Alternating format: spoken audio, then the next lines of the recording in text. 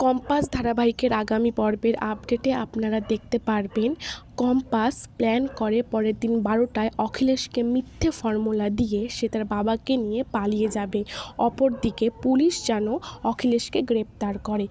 এদিকে আমরা দেখতে পারি অখিলেশ ফর্মুলাটি পেয়ে মনের আনন্দে নাচতে শুরু করে দেয়।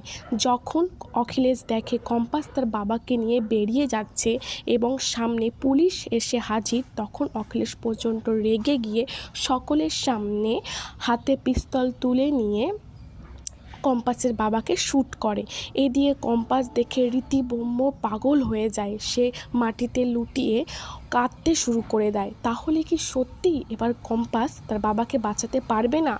অখিলেশকে কি পুলিশ তুলে নিয়ে যাবে? সকলের সামনে কি সবটা এসে পড়বে? বিহান কি সত্যিটা জানতে পারবে? আপনাদের কি মত অবশ্যই জানাতে পারেন। মূল ধারাবাহিক জানতে হলে অবশ্যই স্টার জলসায় চোখ রাখতে হবে।